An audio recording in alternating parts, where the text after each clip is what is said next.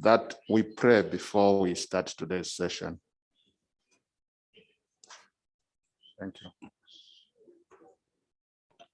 Any objections to prayer?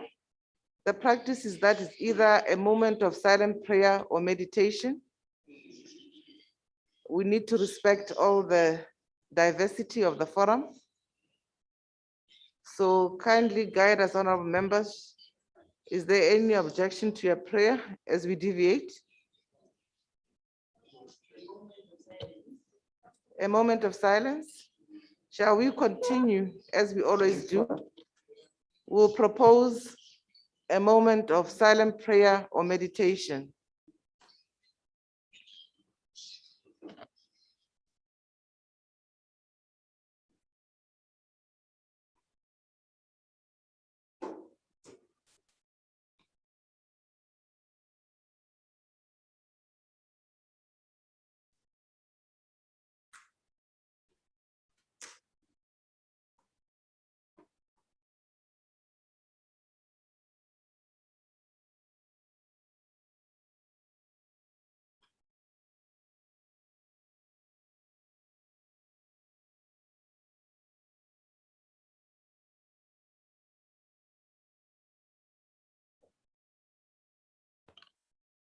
Thank you.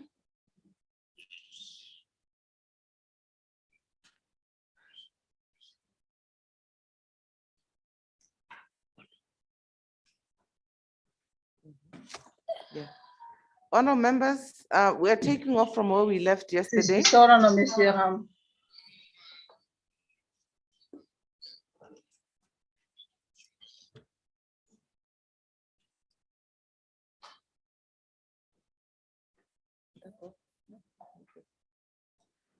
Okay, thank you very much. We will proceed from the feedback that we got yesterday, just to indicate that it may be best, but you may guide us to look at the areas where members felt strongly that those should be changed, or where direct amendments were proposed for you to look at and advise.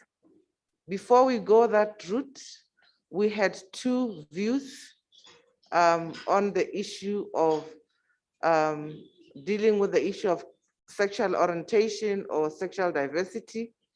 And there was a proposal to use marginalized groups and another proposal for key populations. And that has been dealt with accordingly. I hope members of parliament consulted. You will note that each member state has its own definition of what they refer to as marginalized or key population, so that we do not get into any issues of eclipsing or voting over what should be included in the model law. Yes, Honorable Esperance. Thank you, SG. Good morning, everybody. SG, after we did some consultation with our legal draft person and the member of delegation, we accept that marginalized group will cover everybody, because the definition says different groups of people within a given culture, context, and history at risk of being subjected to multiple discrimination due to the interplay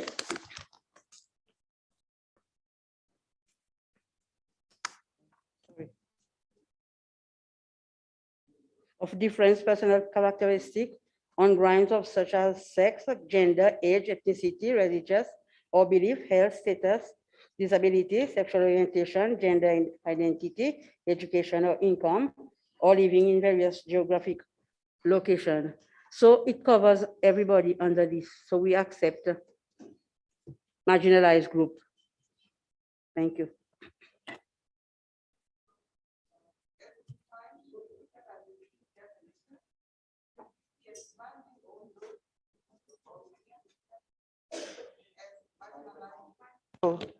Given the contribution from Seychelles, should we be going to the full definition or sticking to what the drafter has proposed? Marginalized persons means a category of persons prescribed as such by each member state. Malawi? I think what the draft has said is fine, because these are going to be defined differently by each member state. Thank you. Thank you very much for that. Thank you very much. The matter is closed. Eswatini? Thank you, Madam Chair. You have already ruled it's closed. But may I say, those two highlighted definitions, key populations, marginalized persons, will, if adopted, solve the impulse that we had over the last 2 days on the question of actually quoting certain people, certain classes. That should suffice. It depends on each jurisdiction what a key population is, what a marginalized community is. That should suffice instead of quoting the names and quoting transgender, this and this. If you quote wherever that appears, we replace it with a text on these lines.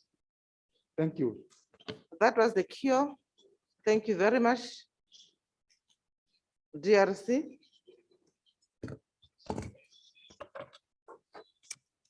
Merci, honorable secrétaire général. Oui, la RDNC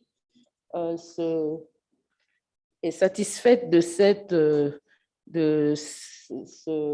qui est proposé dans la mesure où chaque pays a la latitude de définir en interne qu'est-ce qu'il considère comme groupe marginalisé. C'est la précision que nous avons voulu apporter. Merci.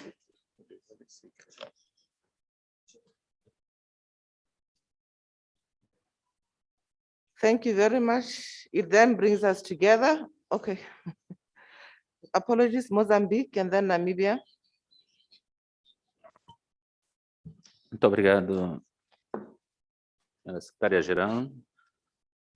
Nós não conseguimos fazer as consultas necessárias, mas fizemos um encontro entre nós, da delegação. Queríamos manifestar a nossa profunda concordância com esta formulação, grupos marginalizados. Portanto, abrange a vários setores e a várias situações que nós vivemos no nosso país. Tanto para enumerar a todos eles, seria muito difícil encontrarmos uma fórmula capaz de satisfazer a todos. Portanto, estamos de acordo com isso. Muito obrigado. Thank you very much. Namibia? Yes, thank you very much. I can hear myself. Thank you very much, Madam Chair. I think Namibia also very much agrees with the use of the term marginalized persons, and for each country to accordingly define those people as per their own values. What I want, or what I seek clarity on, is that term marginalized is then meant in a document to replace any reference to sexual orientation, binary, and any other term that refers to the sexuality of a person. That's one. Are we of the same understanding to that effect? Then I'm noticing another addition to what we discussed yesterday: key population. Now, maybe pardon my ignorance, what is the ordinary meaning of that word? That's one. And two, the reason why it would come in our definitions is because it would appear in some way within the document. Now, my question is, where are we then going to insert that key population? What would be the meaning of the ordinary meaning, to start with, of that word? And I would have thought maybe it would amount to the same meaning as marginalized community, and hence the question. I'm a bit confused as to why we need those two terms. What would it be to distinguish and to describe exclusively, because the other one, key population, was not something that I happen to believe was discussed yesterday. So just make me understand that. Thank you very much. Let me answer that one quickly. When we discussed yesterday, we were looking for a replacement for exactly what you are submitting. Seychelles, in their consultations, had initially indicated that they would be comfortable with key populations because each country has a definition for what they refer to as key populations. This morning, Seychelles said they consulted their legal officer and they're happy with marginalized persons. When you look at the definition of the two, they're more or less the same. But the comfort for both is that the drafter did not go into those details, but allows every country to do so as prescribed. Namibia has their own definition. I looked up every country last night. Namibia has their own definition. Botswana has their own definition, Seychelles. So this will not be going against your own country definitions currently. You see, Madam Chair, I'm trying to fully understand you. And if I hear you correctly, you are saying the two words mean almost the same thing. As So- prescribed by your own Yes, country. yes. But what is the ordinary meaning of key population that is not covered under marginalized persons? Key That is what I want to understand, Yeah. because you see, because the Let me answer first. Key populations are defined by the Global Fund as populations that have a high epidemiological impact from AIDS, TB, malaria, combined with reduced access to services and or being criminalized or otherwise marginalized. That is the definition of key population. The definition of marginalized groups has just been given by Seychelles in their submission. So we are trying to cure any suspicion that other countries will be made to follow what they don't want to follow by basically saying as prescribed by your own member state. And indeed, each country has its own definition. let it not be a dialogue. I'm gonna And, finish with this statement, Madam Chair. SG, we use marginalized. Can I just persons complete, can I or- just finish speaking, please? or- Can I just finish speaking? Madam Chair, we must just be careful not to give with the right hand and take it back with the left hand.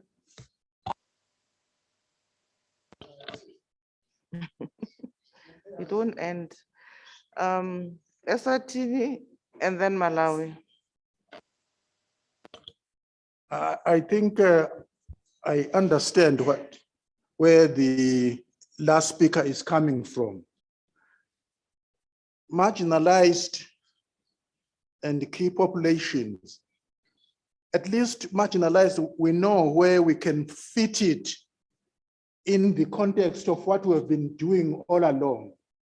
But he's saying if we need to choose either key populations or marginalized to put it where there was a contention yesterday, like naming the sexual orientation, that and that. I think that's what he's saying. We choose one of those, but your definition is correct, SG. But what we are saying, are we taking both of them? If we take both of them, where in the text are we going to put them? We can't just put an interpretation without reference to a text in the whole model law. I think that's where Tanzania is coming. Is coming from. Namibia. Thank you. Honorable Chair, that's exactly what we are all saying. Seychelles was indicating that they consulted.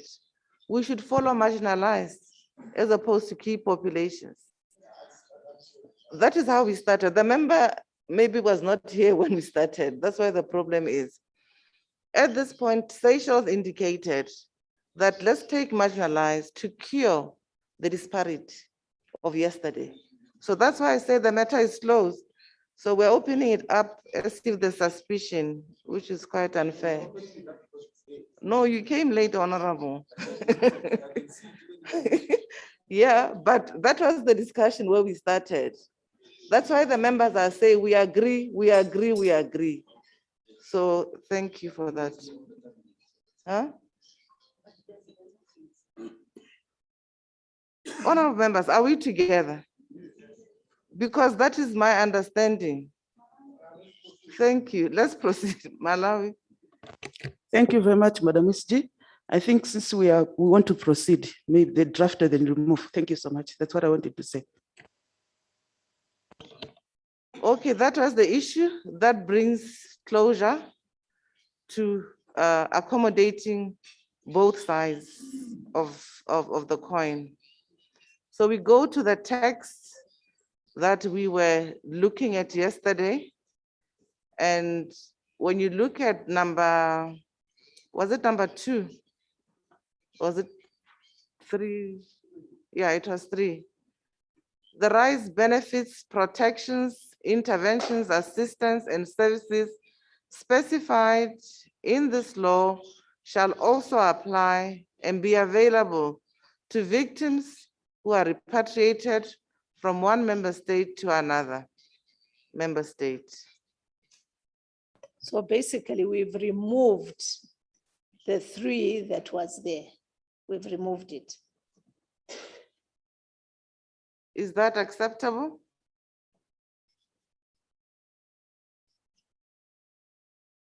We want to see that big paragraph is gone.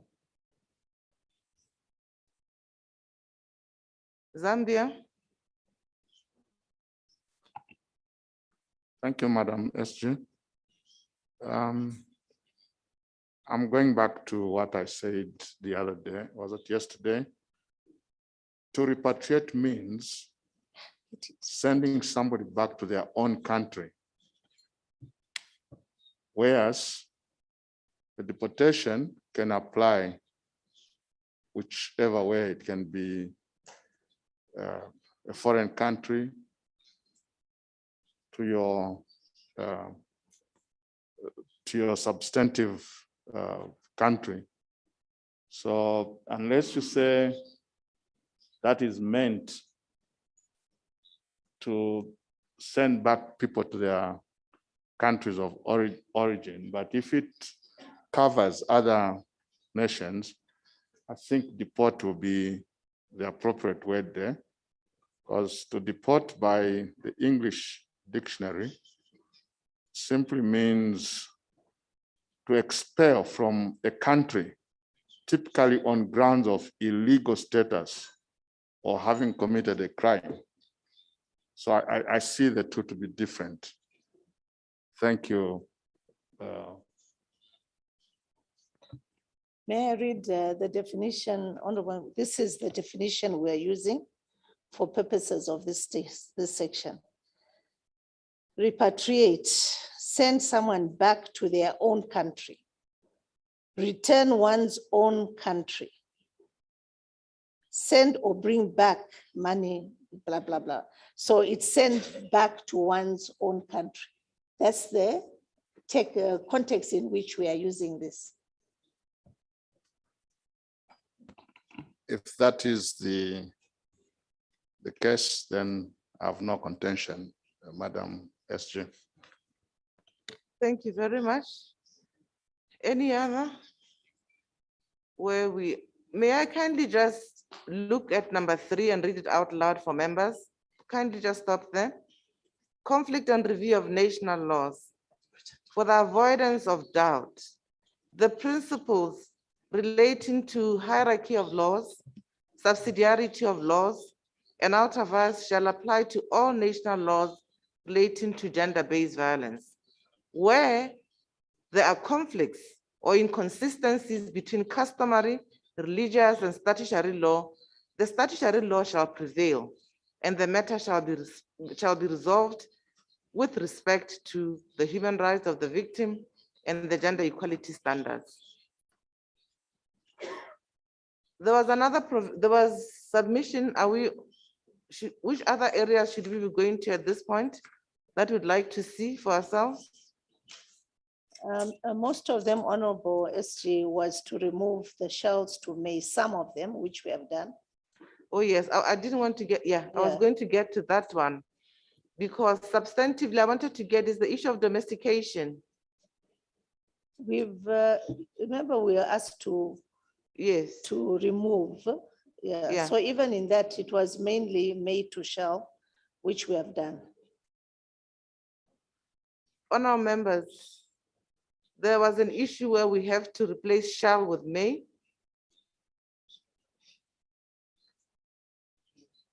While there were views at the same time that this is a model law, some things would not hurt if they're there because they should not go against national legislation. So are we happy with what is written there for now?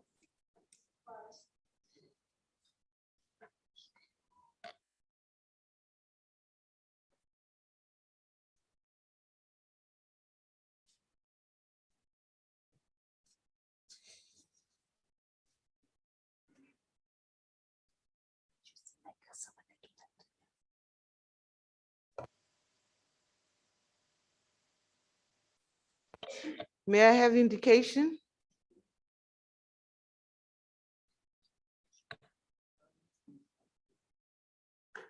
Silence means okay. Okay, we proceed.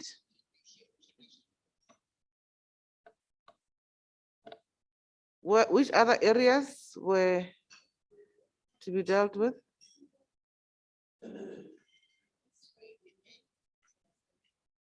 Comment, we went straight to the human rights of the victim.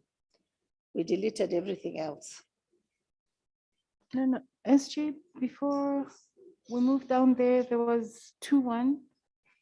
There was a request for modification in 2.1, application and scope. Can we just confirm that it's? Thank you. Status, there was status here.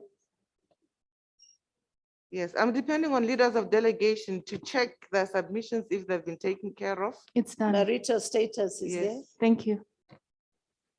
Okay, thank Physical you. appearance is there. Malawi?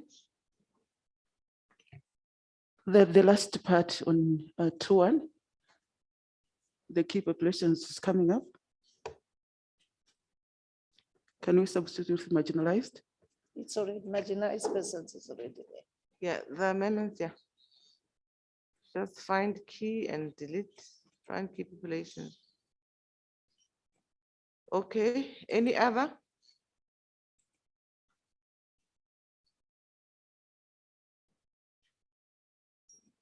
How do we proceed to check? Do we go through the whole document or would you point us to the areas that you probably reflected on and felt strongly about?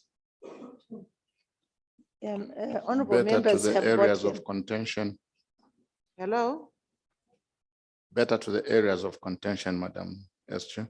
Yes, we have pointed them out. The drafter may also just summarize if there are any further, but I'm looking up to leaders of delegation to cross-check and ensure that indeed that is the case. We have solved 2 issues, which I believe all the amendments will follow suit when we clean up the document. So this was for Seychelles, so we can now change it. Yeah, we leave C. marginalized. Mhm.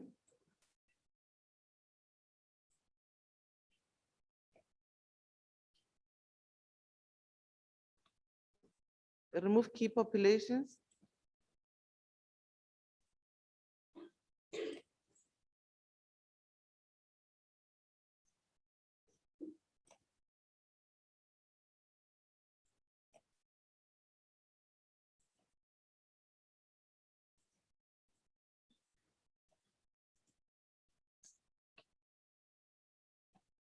Any other?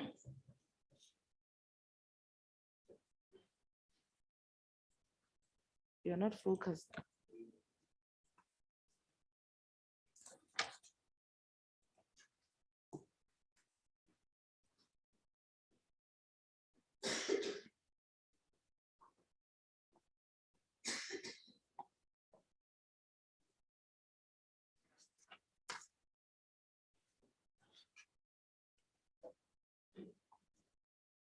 Honorable members, I understand that silence means shopping. Oh. Okay, yeah. So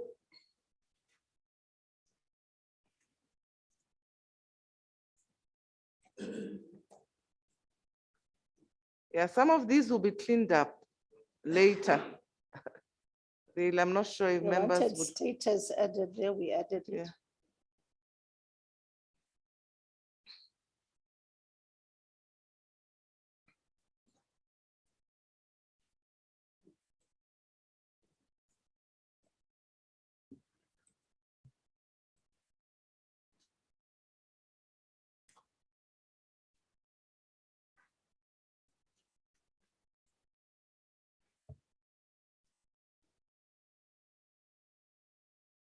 There was an issue of marital rape which came up yesterday.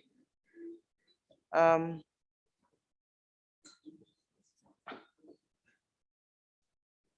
don't think Honorable Zedi.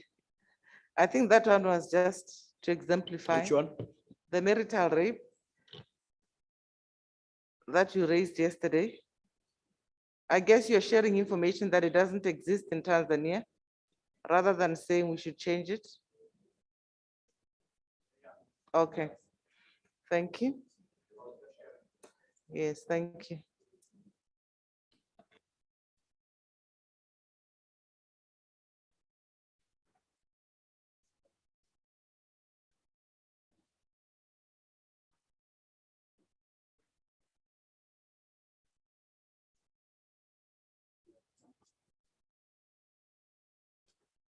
Liberty has been added, it's there. Now this is where Tanzania came in. I've A changed landlord it, or tenant. a landlord or tenant. I just had to change the whole topography of the section. Yeah, Just changed it to read a landlord or tenant may terminate a lease without penalty in order to avoid gender-based violence. yeah, it's okay. It's include both sides. It's okay now. Thank you. Namibia, are your comments taken care of? Okay. Okay, some of them are consequential, honorable members. The drafter will have to sit and make sure that there's harmony across the whole document and make sense of some of our input. Because it would not be easy for us to find everything at this sitting. Also, just to assure you that this document will be sent to your parliaments yet again for you to be ready for the plenary assembly session, where we're going to go through it. And I'd like to encourage members to please consult. Please read the document. Please go back to your legal drafter so that any other final touches can be taken on board during adoption. And let us insist on a new document, not the old documents. It will be given a date on, we'll footnote it to show that this one is for plenary assembly. So if you don't see that footnote, it means you'll have the wrong document at that point. We've added imprisonment here. So what we did, we cleaned up the document. That's why some things are not highlighted. But I guess, Ms. Eva, members are saying we can go ahead and finalize with our input from yesterday. So thank you very much for embracing the SADC identity of cooperation and inclusiveness. So we shall bring this part to a close, and thank you very much, honorable members.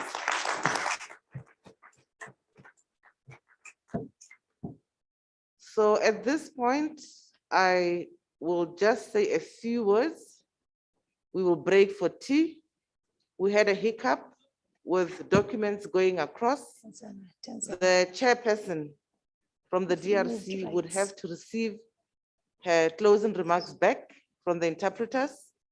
They could not receive them and get them because of the internet issues that we have.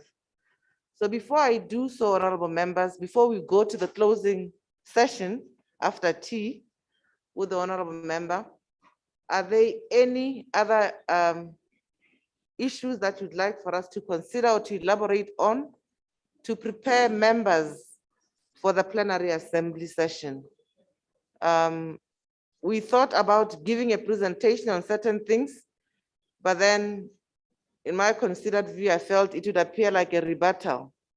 So we feel we'll organize an orientation session with members who are new, or even those who have been here, to share with you more information about the forum, the strategic plan, where we're going, what we've been doing, what other members before you have done, among others, so that we don't reinvent the wheel or undo what has been done previously by this same assembly.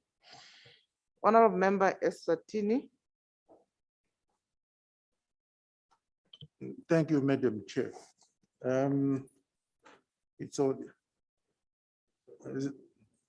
I'm unable to hear, Honorable. Sorry. Oh, okay. I'm saying, thank you very much, Madam Chair.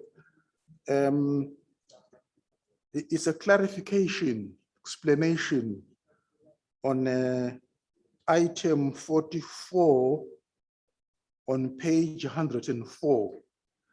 No criminal or administrative liability when subjected to gender-based violence.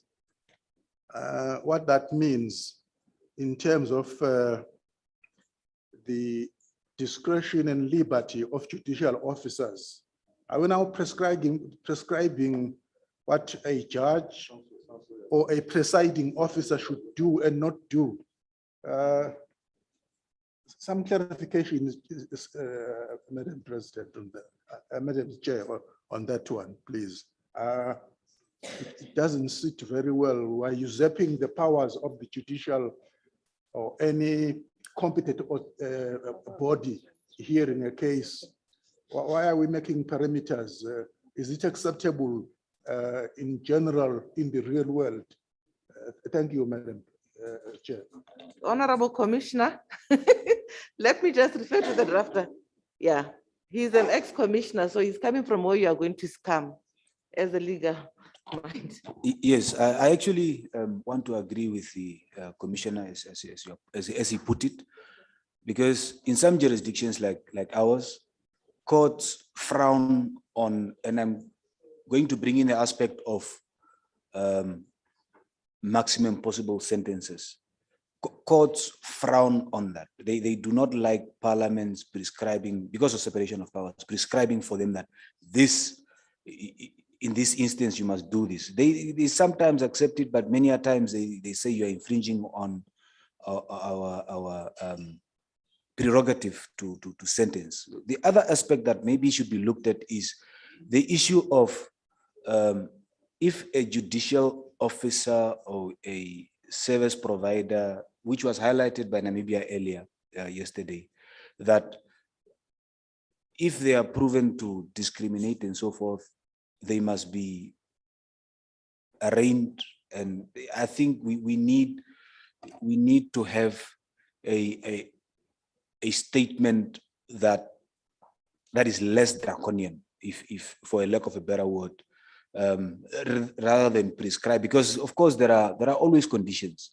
If a couple come to a traditional authority and for whatever reason the case is not heard of domestic violence in terms of a traditional setting, there would always be circumstances that justifies the merits or demerits of not dealing with those individuals. Now, if we say that if there seems discrimination of a GBV case not being heard by a traditional authority, such person in that authority must be arraigned and be brought for prosecution. It sounds as if we are talking about strict liability. It sounds as if we are there's no sort of leeway. Maybe we must make it sound less draconian and more accommodative to a procedure in terms of the perceived perpetrator is afforded the natural justice. I just think we should really tread carefully there, whilst agreeing with the commissioner. Okay, I'll be coming to DRC. I want to defer to the drafter's wisdom and the input by the judges in this particular case. I'd say I'll refer to the drafter's wisdom and the input by the magistrate and judges in this instance for her to shed light. We must always remember that they also say we are constrained, but if there's a gold standard that we can aspire for, we think that is best. And remember, you'll always align it to your own national laws. But at the point, I think let's also remember that these judicial officers looked at these sections and realized that in my country, but we believe a gold standard will help us in this manner, but not taking away from your input. DRC, and then I'll defer to the drafter. Oh, okay. Is it on the same matter? It's a different matter. No, Okay, the same may matter. we kindly Yes. conclude? Yes, merci Madame la Présidente. Personnellement, la RDC remercie M. Swati pour avoir soulevé cette question parce que nous aimerions ici mentionner qu'il faudrait que la loi puisse éviter d'entrer dans ce qui est considéré comme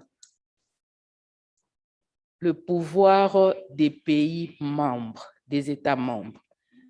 Je peux comprendre que ce soit une observation générale, mais en principe, dans ces cas, les États membres ont des lois qui régissent au fait la légitime défense. Et nous devons faire très attention.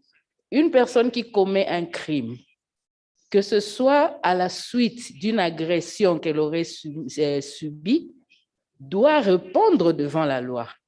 Et c'est aux juridictions devant lesquelles elle comparaît à déterminer si effectivement sa responsabilité ne peut pas être encourue parce qu'il y avait une cause. Mais au-delà de cela aussi, il y a aussi la proportionnalité entre la riposte et ce que vous avez connu comme agression. Donc, je pense qu'on devrait éviter de trop définir des choses, c'est ce que nous avions dit auparavant, pour laisser aux États membres gérer la chose selon ce qui est retenu dans leur propre loi. Parce que je pense ici, on veut parler de la légitime défense. Donc, d'une réaction à une agression, mais c'est déjà légiféré, on a légiféré dessus dans les États membres. Je crois que le code pénal de chaque État ici prévoit le cas de légitime défense. Et nous devons ainsi laisser la liberté ou la latitude à chaque État de pouvoir gérer selon que cela a été retenu dans sa loi. Merci. Thank you very much. Let me, on this particular issue, defer to the drafter to share, and then I'll move on to Tanzania and Zambia on a different matter. Thank you, SG. When we're talking to the judges and the human rights commissioners, they were very happy with some of these gold standards that are inserted in the access to justice part, because they said in most cases, their laws either are vague or have a lacuna in relation to issues, especially relating to GBV. And they were very, in fact, I don't even know what words to use. You were there on SG. They were very excited with the parts dealing with access to justice. They said that despite having the defense of self-defense in certain cases, it was very difficult for the GB victims to actually use that defense. And if you go carefully through this part dealing with access to justice, there's certain standards which have changed and which were enhanced by the judges themselves. And the judges, if you recall, turned out en masse. We had a number of judges who actually attended from all your countries, and they supported this provision as a gold standard. If you go back to your explanatory notes, honorable members, it says that we are not usurping by or through the model law any of the jurisdictions or powers of either the executive, the judiciary, or the Excuse parliament. me, interpretation has slid away. Do we have a power issue?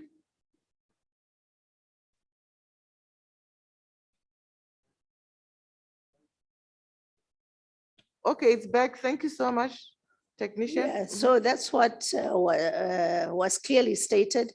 And in the beginning of this part, it was clearly stated that member states should observe the external laws that impact on GBV, be it the penal code, the law of evidence, any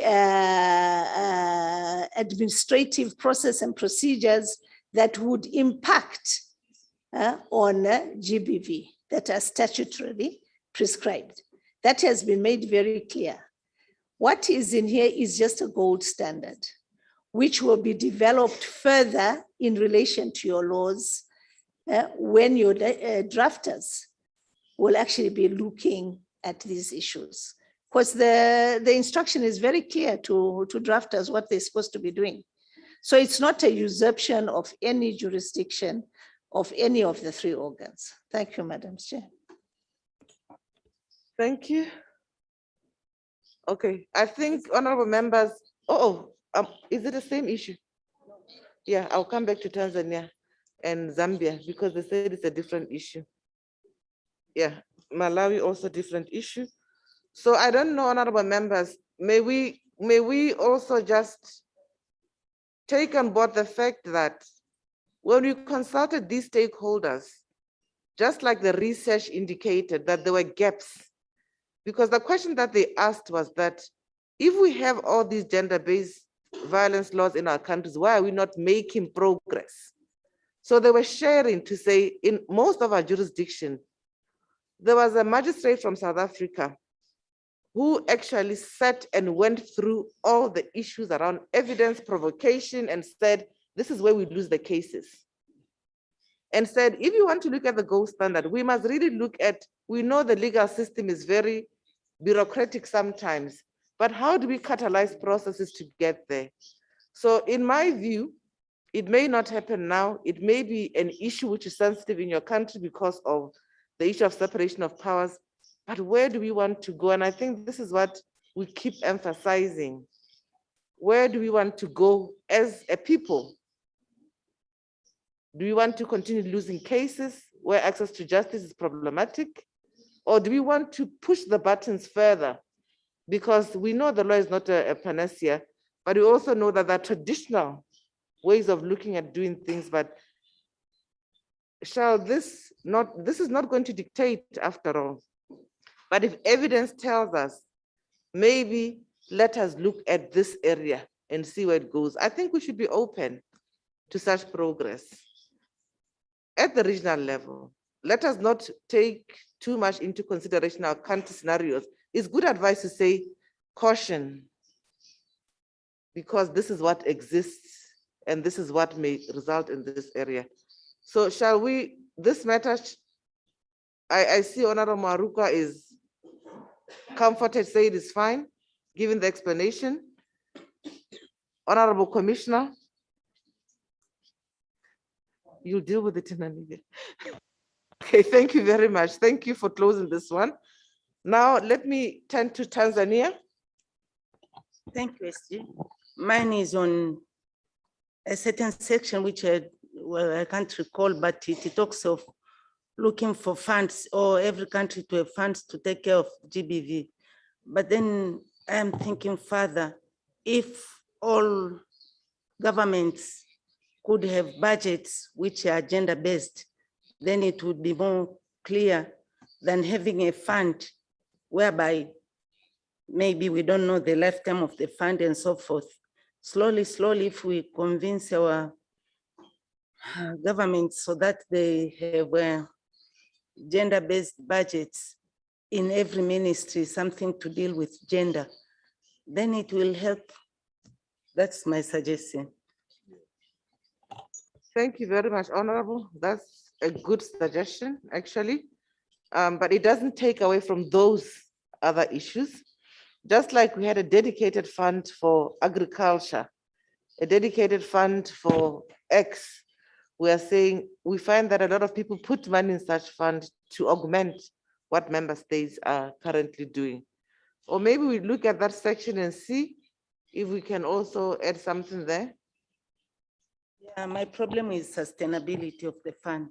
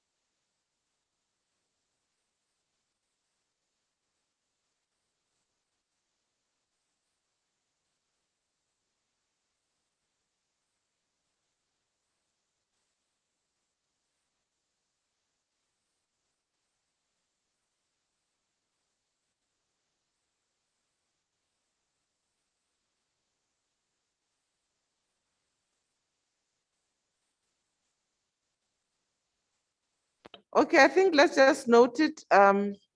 Issues of sustainability, the drafter can look at how we can also emphasize, because without money, we can sit here the whole day and have all these ambitions, nothing will be done. So I think we'll take on board the whole issue of how we can, yeah, emphasize issues of sustainability and building dedicated budget lines for such. The ministry may, for the purposes, was it the one for the ministry may, for the purposes of come up with a dedicated fund? Yeah.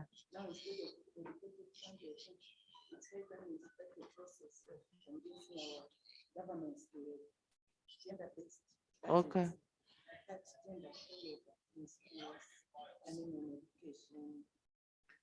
Okay, can we say, recommend to the minister responsible for finance in consultation with the portfolio minister that funds are be directly allocated to a portfolio ministry for purposes of supporting the general implementation of the measures, interventions, and so forth.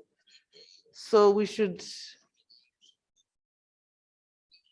As you can see, there's two alternatives. Yes. Honorable SG. Mm. There's a fund and then there's direct allocation. Yes. Yeah. Does it cover you?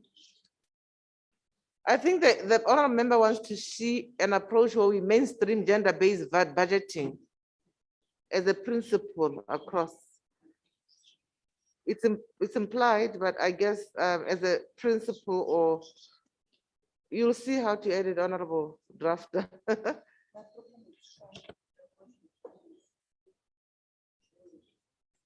What using or what? What did you say? We'll note that, yeah, using a gender-based.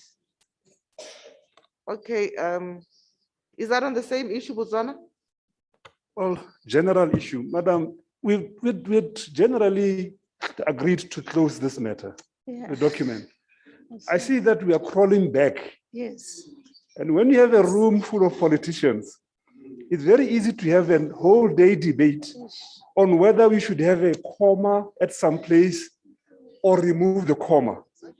The main complaint has been that it's been a snail pace trying to go through this.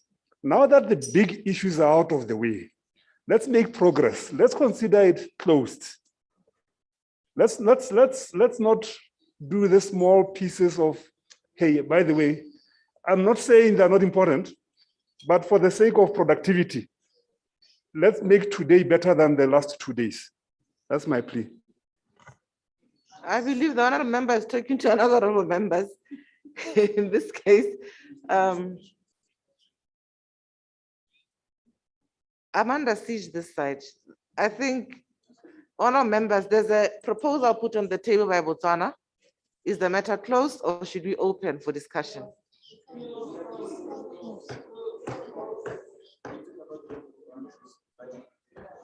That's in the whole document. Yes. Yes, that's what we're. By the powers vested in me.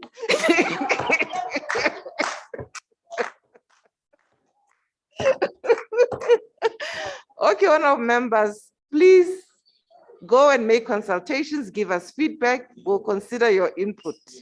You've done so well, and thank you very much.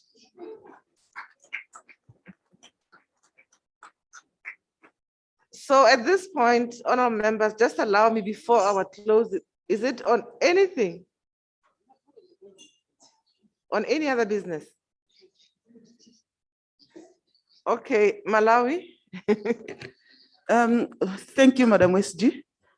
I wanted to raise an issue that the plenary is being planned to be a virtual, but we were asking that since we have started the physical meetings, why can't the plenary be physical as well? Thank you so much.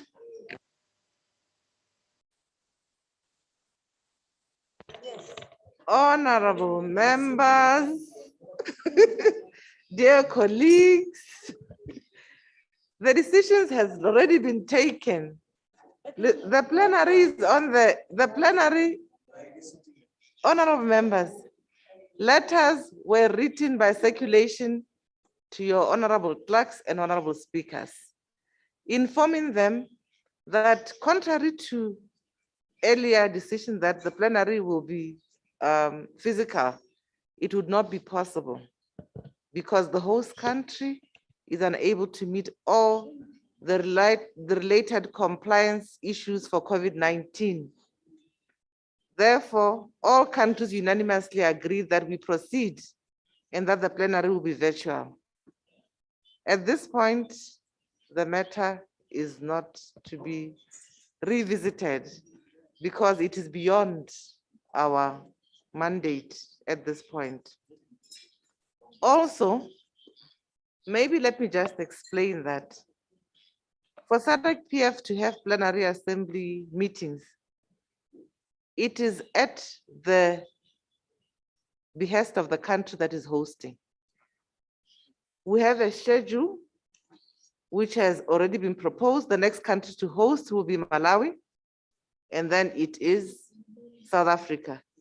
If Malawi feels strongly, it is up to Malawi delegation to tell the plenary when we conclude, when the speaker gives a closing remark, that the plenary will be physical. But this is no small matter. It means that a parliament has to plan and have the resources to host the members. In the past, if you're going to have 16 black Mercedeses for honorable speakers, because of social distancing and other things, the other consideration, where a minibus was indeed going to carry 16 members of parliament. This time around, they have to have 2 minibuses because of social distancing to be 8 members. So all this shoot up the budget of the countries, and countries are not ready. Secondly, medical facilities, as you know, are often on the grounds where plenary is happening. And with COVID, we have shortages of human resources for health and many others. So honorable members, this is the adjustment of the new normal that unfortunately we have to accommodate. So Lesotho had indicated that they will, in fact, Botswana was supposed to have a physical meeting. It was right in the middle of COVID. They said they will host only if it is virtual. Similarly, Lesotho took the same decision and our leadership agreed to that decision. I hope that helps. We may proceed. That was a point of information for our members. Tanzania. I can agree with you, but I think maybe you can instruct the speakers of respective countries, at least those participants in a particular country, they should be in one place when we hold a virtual meeting so that to increase activeness, because I can see some of participants, they are not serious while we are in a virtual meeting. So you may issue a circular to insist people they should be in a one place instead everyone, maybe some there in a rural area where there is a poor network and things like that. That's why Malawi asked to have a physical meeting, but if it's not possible, we can see something that to increase the effectiveness in our meeting. Thank you. Thank you for that valuable input, honorable member. We will take it on board, and it has also been our recommendation always, but we've had to yield to country considerations where they say it is not possible to bring them in, and others it has been possible. So that is also our desire. Thank you. Any other business is closed. Thank you very much. Oops, sorry. Honorable, the Vice President of the SADC Parliamentary Forum, who has joined us online from Madagascar, the Chairperson of the RWPC, the Chairperson of Women's Parliamentary Caucuses at national level, Chairpersons of standing committees of the forum, honorable members, our esteemed legal drafter, distinguished colleagues from SADC National Parliaments and SADC Parliamentary Forum, and other members from the Technical Working Group and civil society who have joined us virtually. On behalf of the SADC Parliamentary Forum, and indeed on my own behalf, I wish to thank you for your frank and earnest participation to the deliberations which have taken place over the last 3 days. In this respect, I wish to give context and perspective from the standpoint of the Secretariat to mark the end of the joint session. The end of this session indeed marks a new beginning as we trigger the recommendations of the gender-based violence model law to the plenary assembly, to the 50th plenary assembly session. As you are aware, honorable members, the forum is a platform for parliamentary dialogue on issues of mutual interest. It is bound by its constitutive documents, including the Constitution and its strategic plan, which upholds democratic principles, such as the rule of law, equality of treatment of everyone before the law, non-discrimination, as well as parliamentary sovereignty.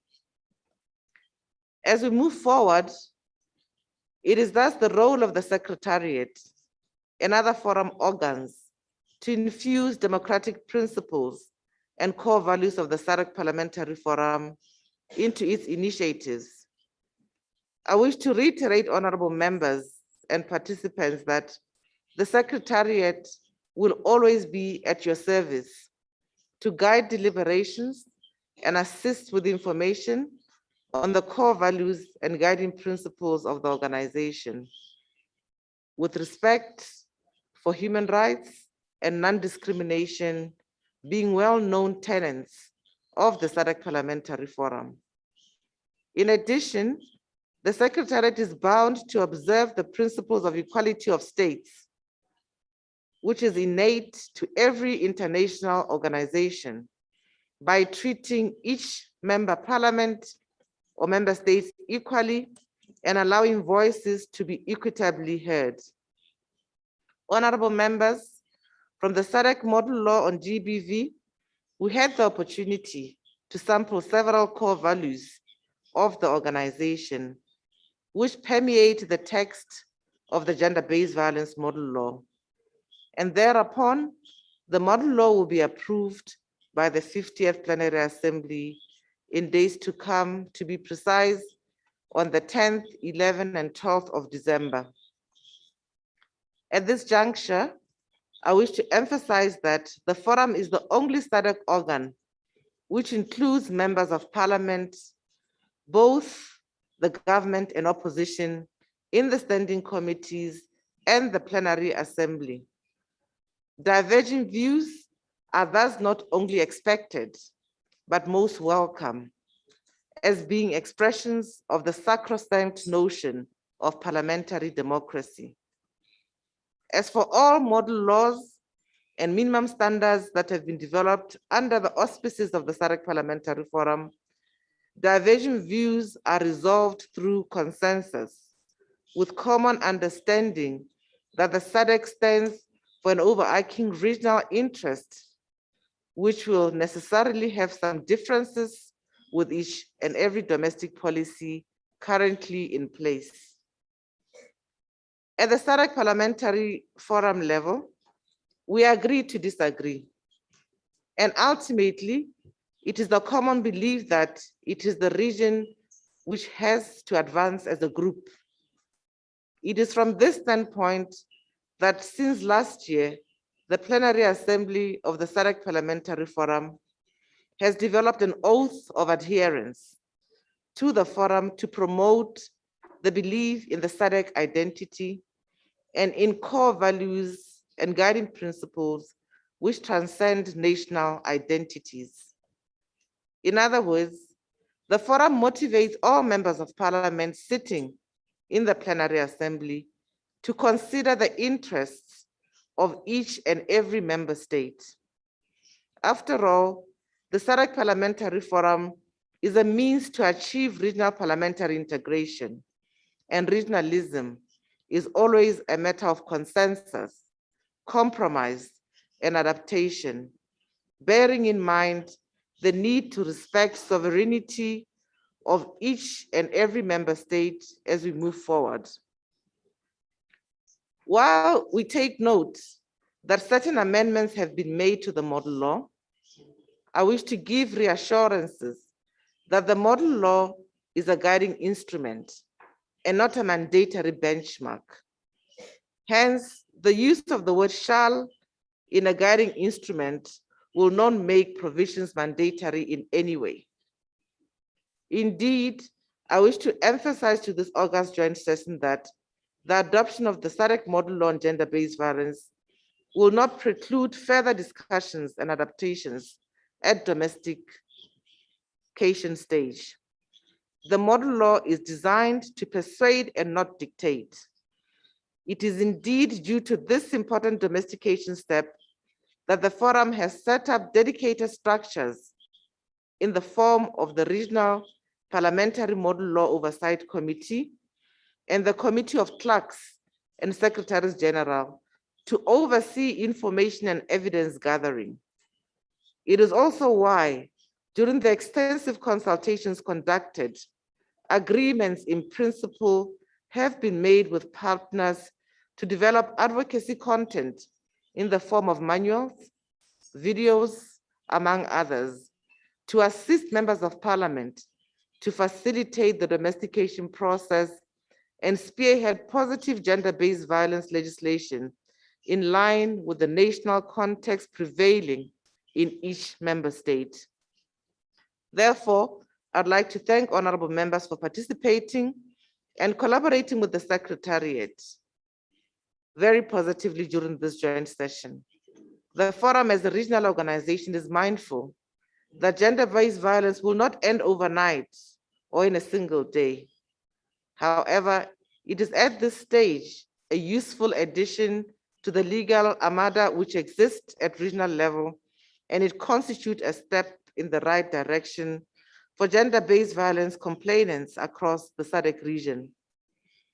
With these words, honorable members, I just wish to thank you as your Secretary General and assure you that we're at your disposal, that will serve you equally, regardless of opposing views, and that at the SADC 50th session of the Plenary Assembly, you'll have plenty of opportunity to comment and own this model law as yours without any impediments. I sincerely applaud your work, honorable members, that you have done over the last 2 days and today in making history for the forum. Long live parliamentary democracy in the SADC region. Long live parliamentarians. I thank you.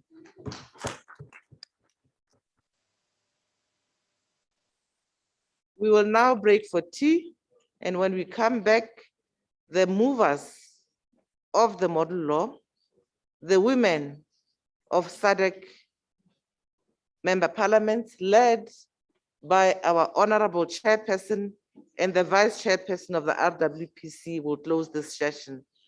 For recall, honorable members, this motion to develop this model law was led by the Regional Women's Parliamentary Caucus. It was their idea.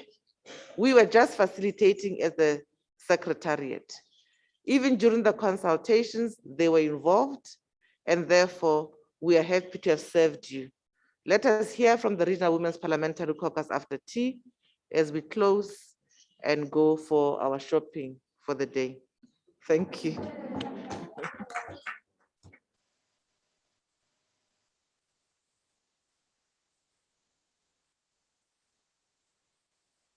Minutes.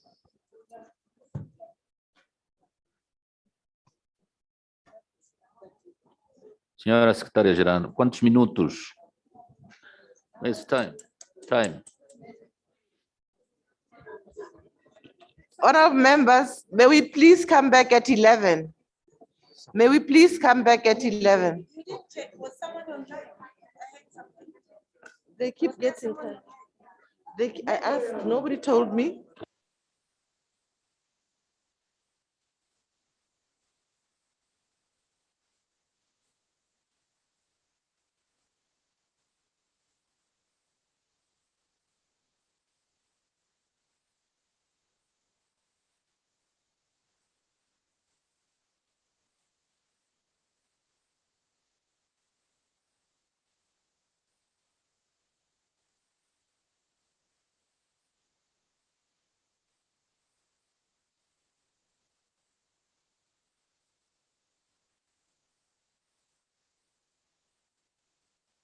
Yeah.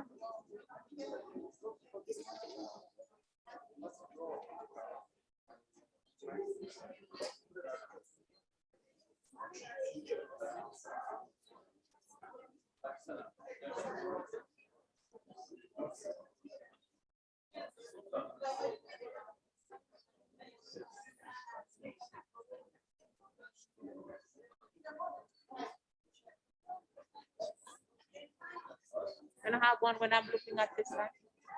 Huh? One. This way.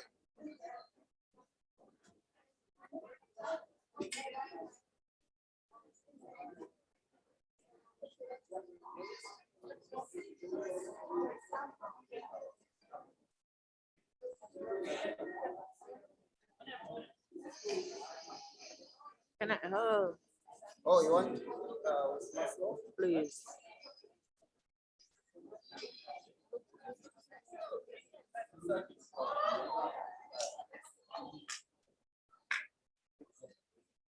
Thank you. Thank you.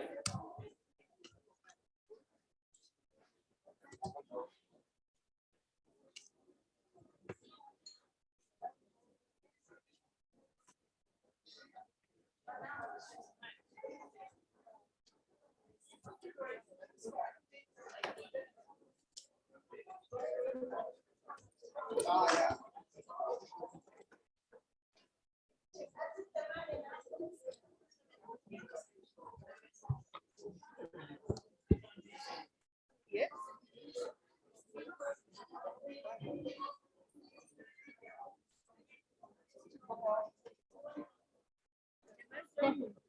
Yeah, you can come also.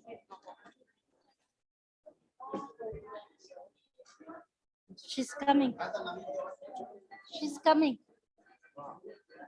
No, let me move. Then you have your own.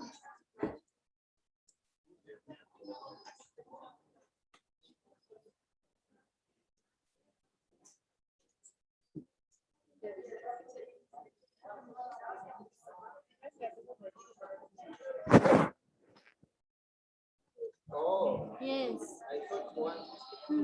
Yeah, we can have one. It's okay for you. No, I'm done. Sit down or That's why I say move a bit. Oh. otherwise it's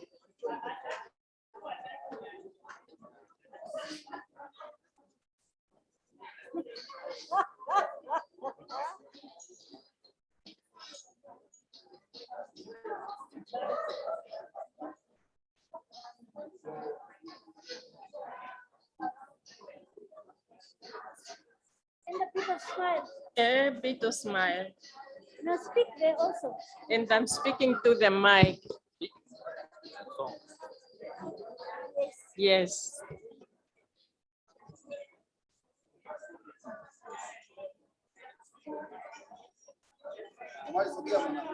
Yeah. Thank you. Asante sana. Karibu sana. Asante sana. What were you checking on the 14 region thing? What are the discussions? These are my people. Who always What are they fighting for this time around? Yeah. Yes? And now there is somebody who's, you know, that woman who's elected as the regional info was during your time, the mayor also. Was it no? No, the time she does the membership. And it's not a headquarters. But does she have? Thank you very much.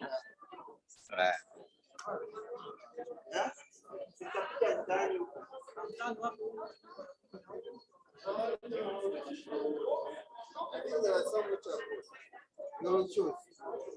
So you go from window. I think we'll visit.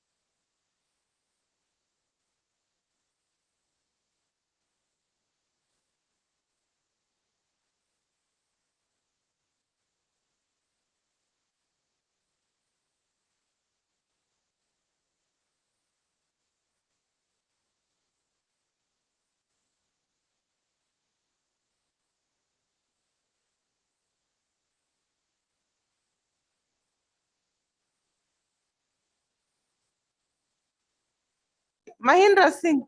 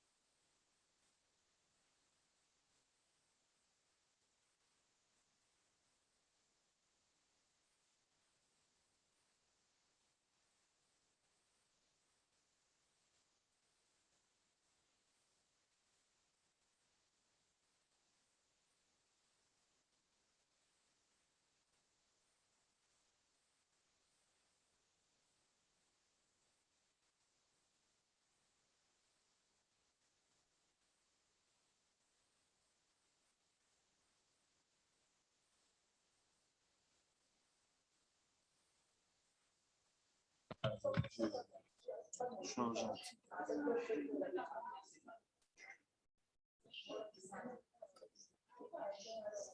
J'ai beaucoup de respect pour les gens. On a fait grandir.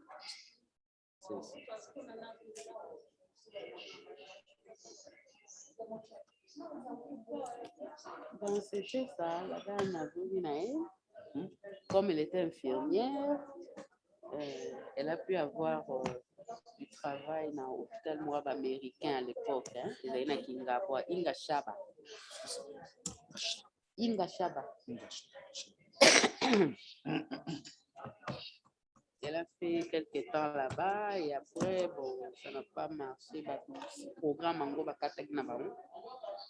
et puis par la suite, on va la prendre comme infirmière à l'école Massamba et soigner les élèves.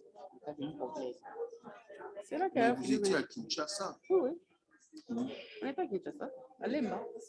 Moi, j'ai grandi à Lemba depuis Kunaya. Depuis mes 7 ans, j'étais à Lemba.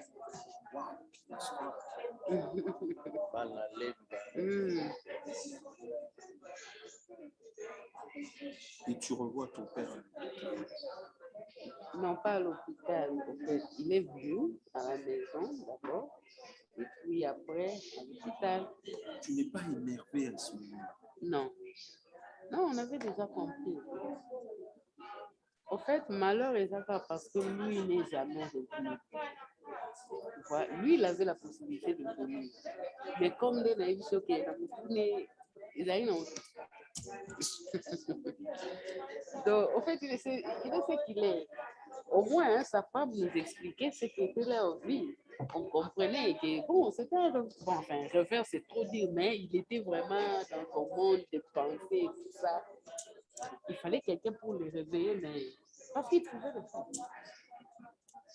Il a fait beaucoup de voyages en Afrique. Mais il n'est pas venu à Kinshasa. Honorable members, welcome back. Il y a un problème avec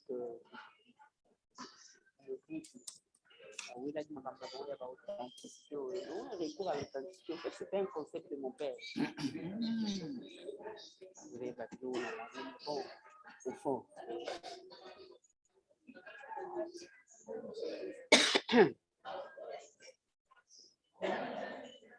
Mais c'est bien, dans tout ça, je sens une chose, que tu l'aimes. Oui, hein, on l'a aimé tel qu'il était. Hein. Oui, je le sens. On l'a aimé tel qu'il était. On ne l'a pas blâmé pour ce qu'a été sa vie. Bon, ben, au moins, on s'en est sorti. On s'en est toutes sorties. C'est l'essentiel. C'est l'essentiel.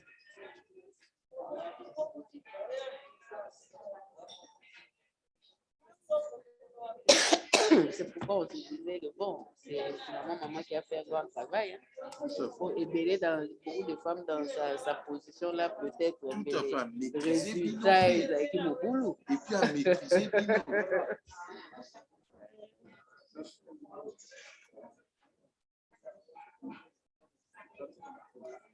ferme ton.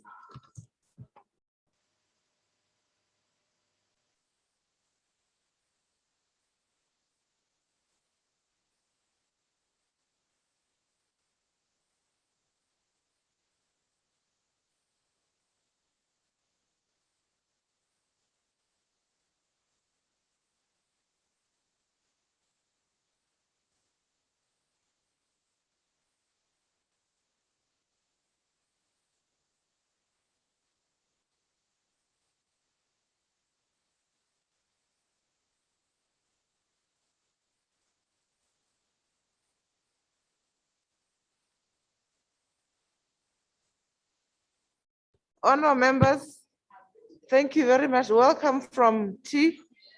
We are now starting the official closing.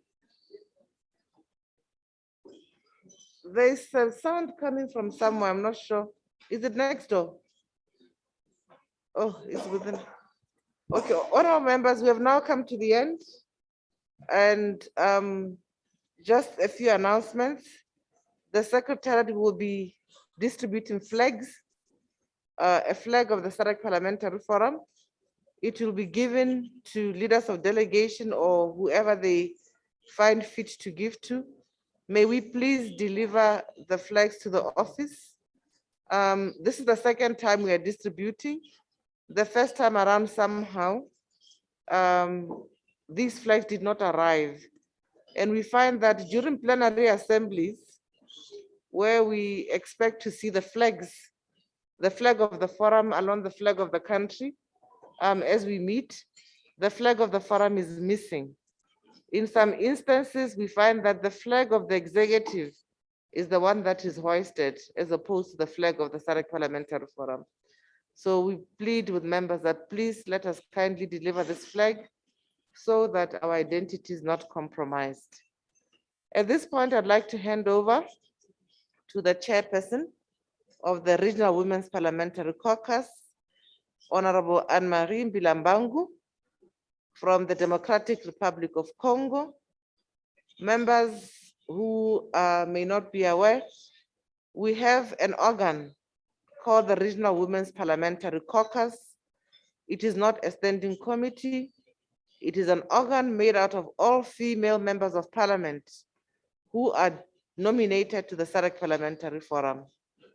It extends further to link at national level with national women's parliamentary caucuses.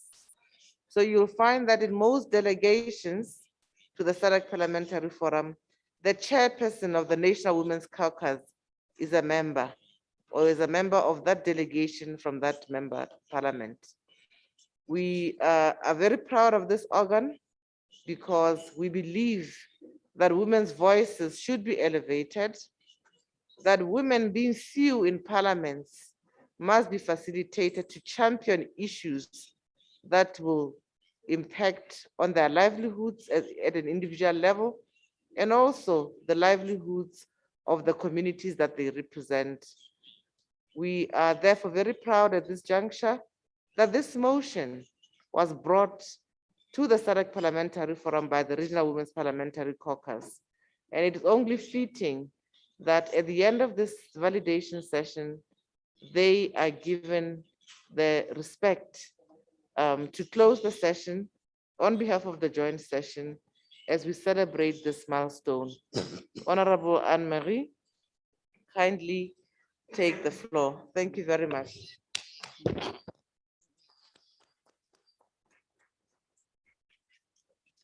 Merci, Madame la secrétaire générale, pour la parole. Honorables membres du comité permanent du Forum parlementaire de la SADC et caucus parlementaire régional des femmes, Madame la secrétaire générale du Forum parlementaire de la SADC, Messieurs les partenaires, Messieurs les observateurs, distingués invités. Permettez-moi tout d'abord d'exprimer ma profonde gratitude à tous les honorables membres physiquement ici, ainsi qu'à ceux qui sont présents virtuellement, pour leur participation active à cette étape importante du processus d'élaboration de la loi type de la SADC sur la violence basée sur le genre. Permettez-moi également d'exprimer ma profonde reconnaissance et mes remerciements à Madame Eva Diala, notre rédactrice juridique et son équipe, au groupe de travail technique et à toutes les institutions et personnes qui ont pris part à toutes les discussions et au processus de rédaction de cette loi type. C'est grâce à tous vos efforts que nous disposons de ces documents. Honorables membres, au cours des délibérations de ces derniers jours, il est évident que les discussions de cette nature ne sont pas exhaustives, mais nécessitent plutôt un dialogue constant afin de parvenir à un consensus. je dois admettre que des délibérations telles que celles que nous avons eues sont très importantes afin d'embrasser tous les points de vue des États membres. Par conséquent, que nous choisissions de transposer cette loi au niveau national telle qu'elle ou d'adopter simplement certaines sections, l'important est que nous disposions d'un instrument permanent, des guides des États membres lorsqu'ils adoptent, révisent ou abrogent des lois sur la violence basée sur le genre. Honorables membres, sans aucun doute, la violence basée sur le genre, c'est un mal social que nous subissons tous en tant que membres, en tant qu'État membre. Ainsi, si elle n'est pas combattue, elle peut compromettre nos efforts visant à atteindre certains engagements régionaux que nous avons pris, comme ceux qui figurent dans la stratégie régionale et les cadres d'action de la SADC pour la lutte contre la violence basée sur le genre 2018 à 2030. En outre, la réalisation de l'objectif de développement durable numéro 5, qui porte sur l'égalité des sexes, dépend dans une large mesure de l'élimination de toute forme de violence et d'inégalité basée sur le genre. Honorables membres, je tiens à féliciter le Forum parlementaire de la SADC pour avoir élaboré une loi type sur la violence basée sur le genre.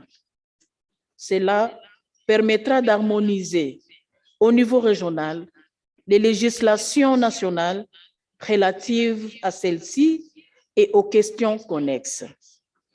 La loi type sur la violence basée sur le genre comblera certaines des lacunes de la législation existante à ce sujet et sera, je l'espère, mise en œuvre dans toute la région.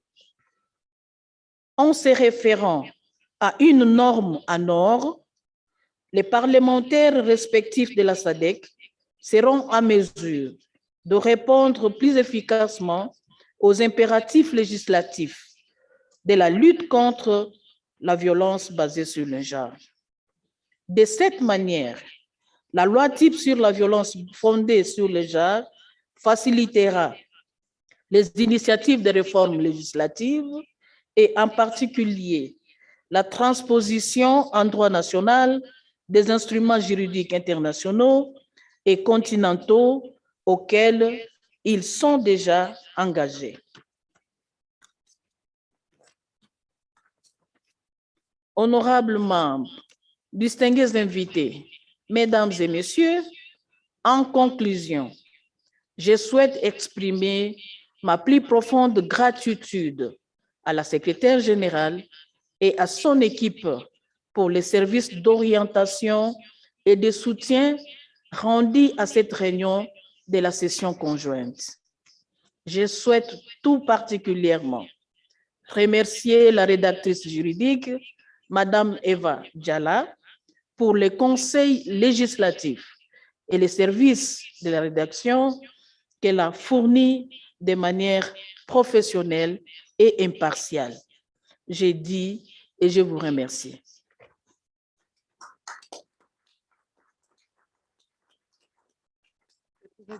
Merci.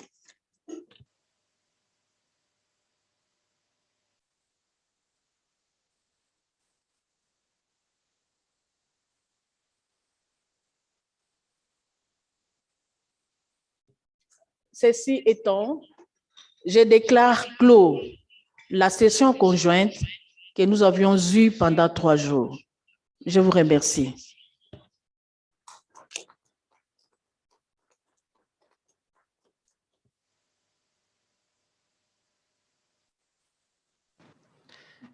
See you next. excuse me, so the vice president. See you next. Oh, Perhaps see you next la time. prochaine fois, ce sera le bon.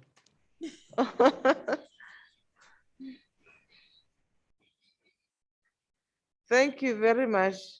We hope that our airspaces will open up and allow us to all be together in one place.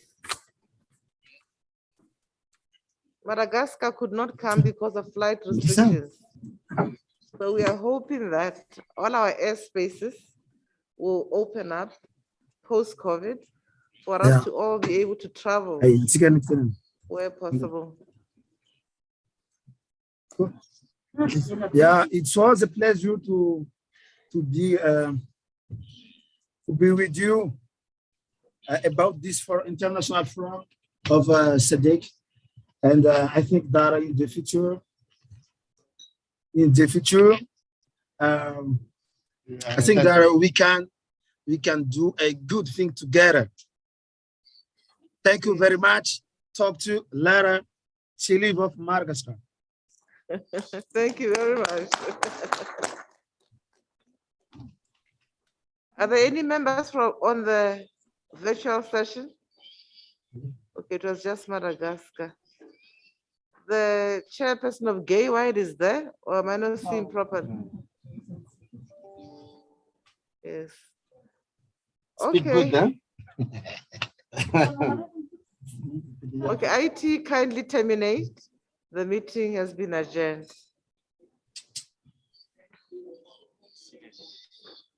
Sinedie.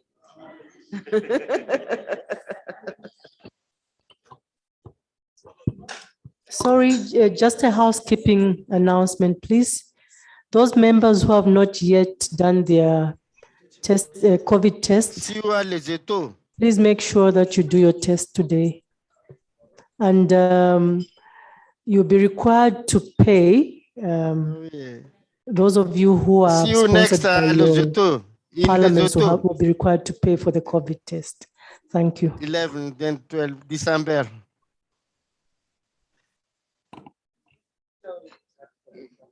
Clarification, Madam SG, can we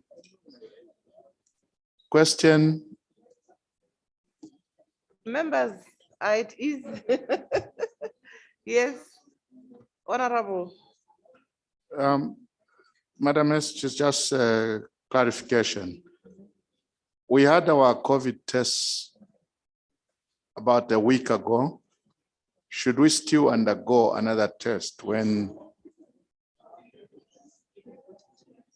Honorable,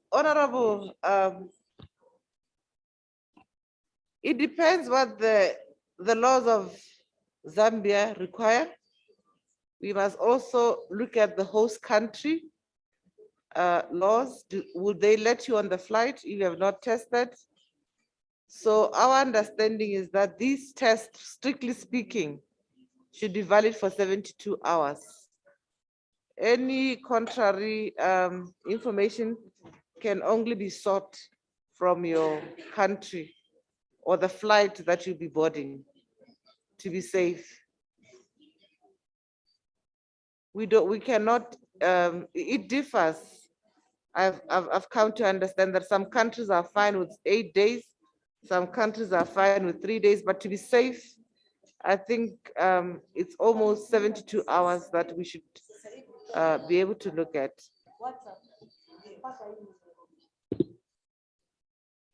Is that clear? Without getting into the science. It is, Madam Esther. Okay, thank you. Members, do you need any clarity on any matter before you depart tomorrow? Everything is in order? The cocktail remains virtual. Aqui. Yes.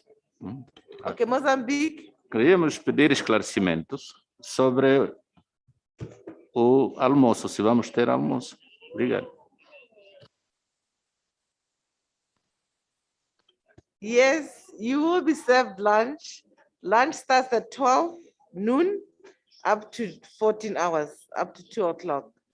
So lunch will be ready in the next 30 minutes or 36 minutes. Another question? We should have just continued. Oh yeah. Where is Mudise? Yes, okay. Mudise, is he around? Where can we take a group photograph, please? Yes. Outside. Okay, we're arranging for a group photograph. We'll go downstairs. Maybe in front of the hotel is better. Have you taken a picture from within the area picture? Okay, maybe let's arrange in front of the hotel.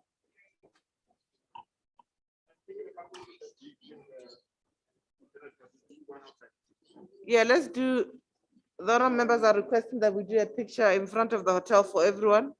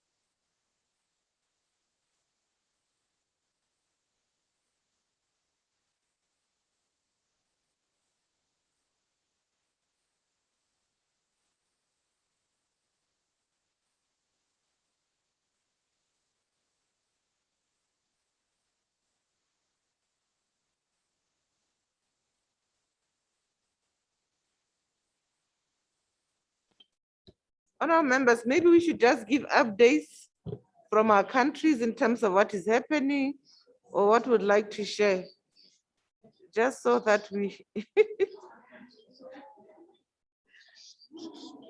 the latest in our countries, which is worth sharing. I can start. Angola is offline. Botswana, is there anything to share from Botswana which is worthwhile for other members? What an ambush. It depends on if there are any issues that members would like us to give details on. There's always a lot happening in any country, I would assume. But nothing comes to the top of my mind at the moment, but I'll be more than happy to share or respond to direct questions on developments within Botswana, Madam Secretary General. Thank you very much. DRC, anything to share about the DRC? Seychelles wants to share? Yes, Madam SG.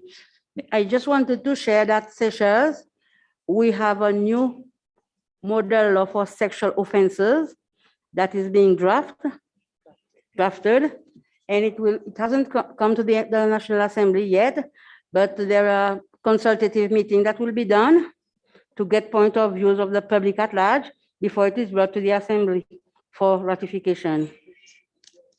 But because right now we would have done it, but we are doing the budget review, so we are lagging behind. But like next year, it will surely come to the National Assembly for ratification. Thank you very much. DRC, I'm going alphabetically or just members. Tanzania. Okay, thank you, Madam SG. We all aware that we are member of parliaments and we have very busy schedule during the year. So I would like to welcome during this holiday period to Tanzania. There is a lot of place where you can enjoy and forget all busy schedule of parliament. In fact, you may not know, but Tanzania is the country with the most populated animal in the world. It's #1. So when you come to Tanzania, you will enjoy a lot. Also, we have Mountain Kilimanjaro, which is the tallest mountain in Africa, but it's #1 standing alone mountain in the world. But also we have Zanzibar Island is a very, very, very nice place. I wish to welcome you all. We are busy, but you should enjoy your life and you won't regret when you visit Tanzania. Thank you. Lesotho. Thank you very much, Madam SG. I think for Lesotho, we're very excited that we had to come and be part of this momentous occasion where the SADC Parliamentary Forum is drafting the model law on domestic violence. Why? Because currently, Lesotho is actually in the process of enacting a bill, a counter domestic violence bill, and we've been having some interesting consultations countrywide. So what we're getting here, we're definitely going to incorporate in our bill, and that says this exercise has been very, very fruitful for Lesotho. So we are very, very, very energized by this activity. Much as we thought that we had come to the end of working on the bill, now with this renewed information, we're definitely going back and harmonizing. So the assignment is on point. Thank you. Thank you very much. Already we can report domestication. Zambia.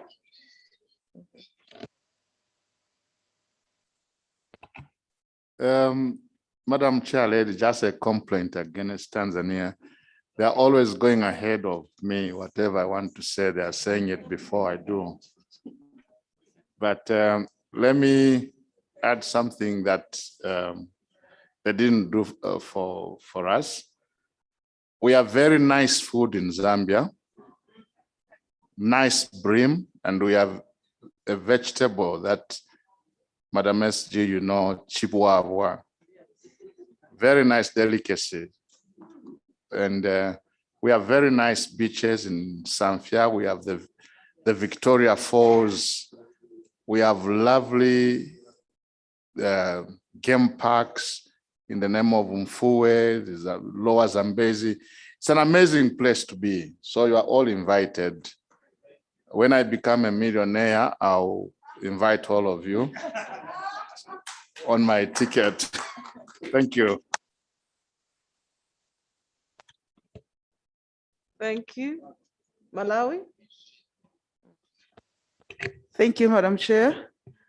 Just to also say that as Malawi, we are excited that we've been part of this and that we made it to come and be part of the process of developing the model law. Just to invite each one of you, before you come for the physical meeting to Malawi, you can also come just as a visitor to just to see the beautiful Lake Malawi. It has beautiful beaches, clean, fresh waters, and we have the famous trapia species, jambo. So you need to come and taste the fish jambo, which is not found anywhere in the world. It's only in Malawi. And we also have Mount Mlanje, where you can do climbing. It's so beautiful when you get there, and you can't miss it. You just have to do it. So come to Malawi, climb Mount Mulanje and visit the lake. Thank you. Thank you. Namibia. Thank you very much, Madam SG.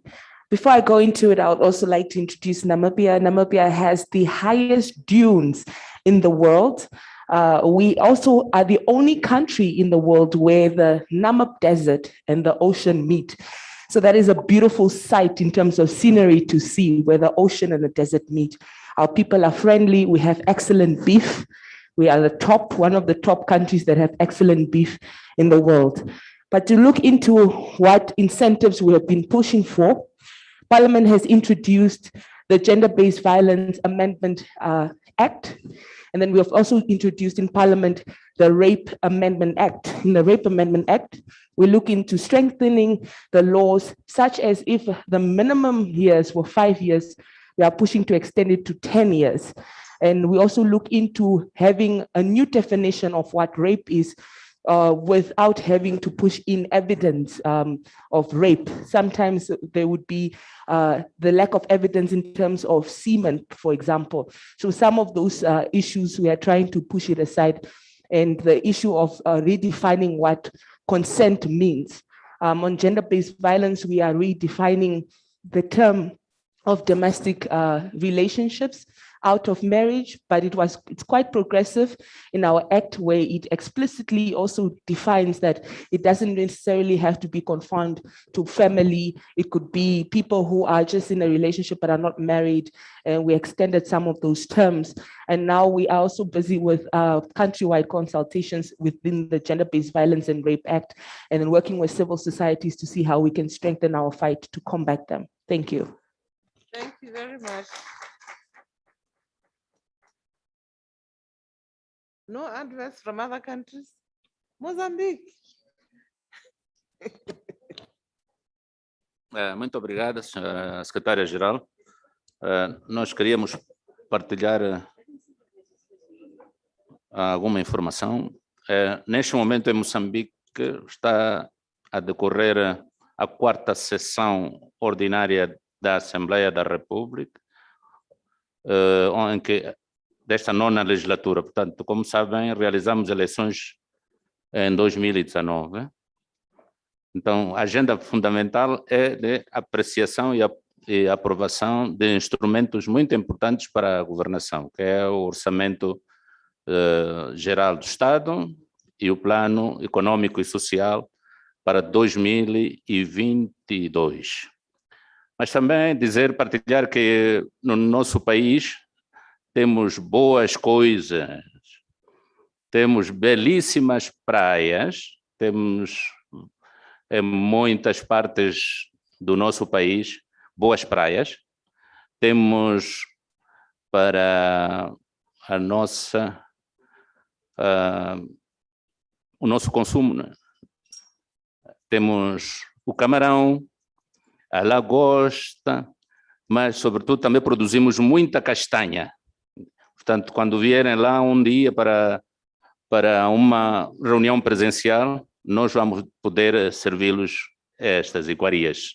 Portanto, queríamos agradecer esta oportunidade e dizer que a nossa delegação sente-se honrada por ter participado nesta sessão conjunta das comissões permanentes do nosso Fórum Parlamentar. Muito obrigado. Thank you very much. We're certainly going to have a good lunch. All the foods have really whet our appetite. Any other country? Okay.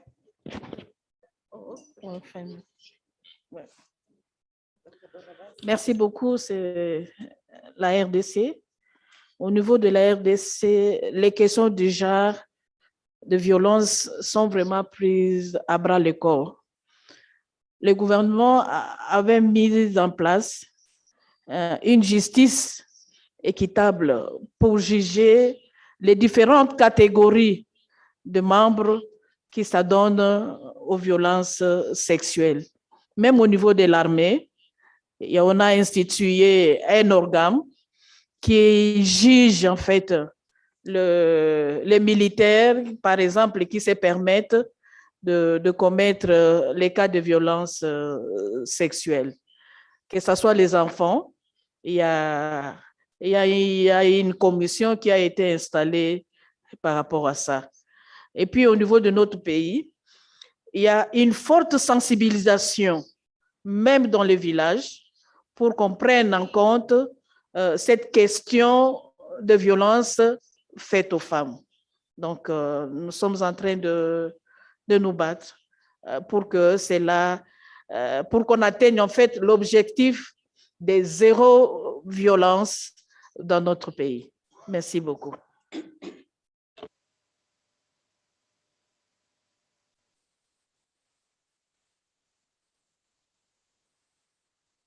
Okay, thank you, Madam Chair. SG have been trying to tell us, go for lunch, but nobody is standing up to go for lunch because we are clicking now. We are getting together. We are happy to know each other better as we are now relaxed after the model draft. But I want to say something. Many times we look at big things while the small things are also a problem.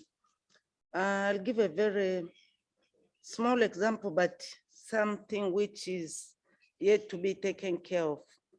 In this hotel, everything is good. And maybe I should also register my appreciation for those who booked us here. It's really a nice hotel, good food and everything. But there are small things I've seen. And these are things which are not really very comfortable for ladies. The bathrooms, we've seen top showers, bathtubs, but something is missing. Ladies, you know what is missing there. So sometimes it's not really, everything is not okay for us. The feminist gender is being deprived of rights of things which sometimes our eyes can't see well, but then we can't attend to it. Now we are thinking out of the box for big things, while even the small things are not attended. Female members of parliament, do you understand what I am referring to? Yeah? Not at all. You didn't miss a thing in the bathroom. I wonder if you didn't. I wonder, I really wonder. I really wonder. So why am I saying so? I'm registering this, not that is a problem of this only hotel, but it's worldwide. When the other gender is making construction, they don't consider us. You know, God, it was very fair. Our biological bodies differ a lot from them. That's all I register. But finally, I want to tell Madam SG, having noticed that you are telling us to go out and leave the room and we are not, this shows exactly the 2 days or 3 days are not enough for our meetings. I think next time you plan for 5 days. Thank you. Thank you very much, Honorable Member. Yes, so I'm going to go around the room now. SRT.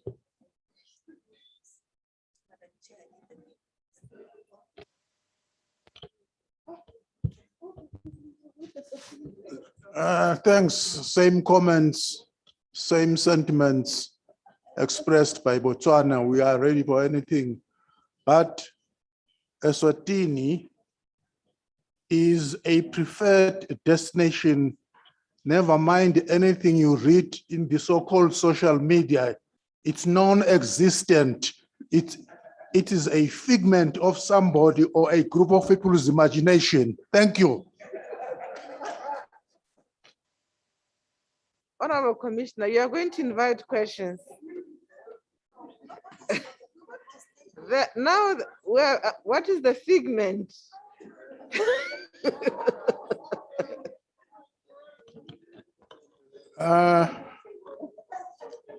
someone is just hallucinating,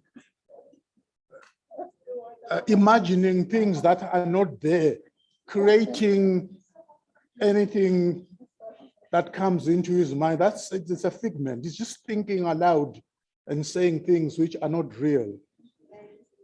Am I on the spotlight for define figment? I think the members are saying you are speaking in parables.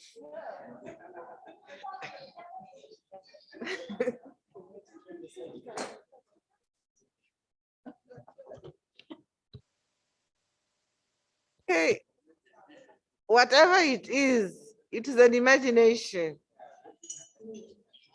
That's what the honorable member is saying.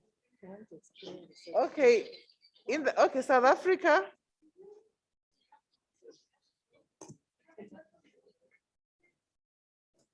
I want you to explain it.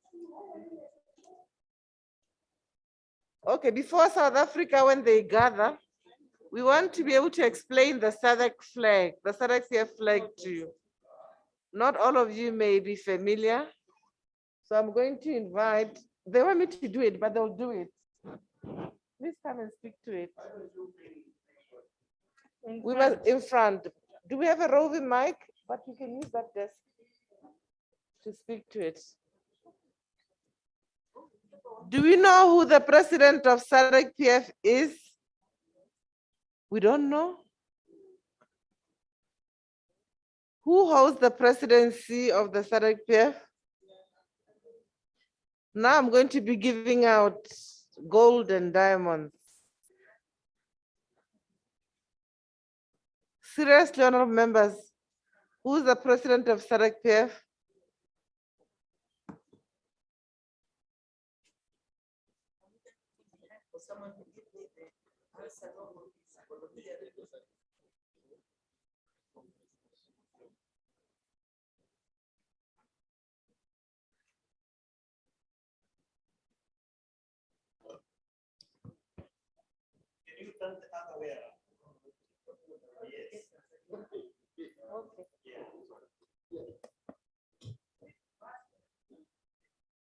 I think SG is still waiting for an answer to the president of. No, go ahead. Oh, there's a hand. We're going to be giving out something.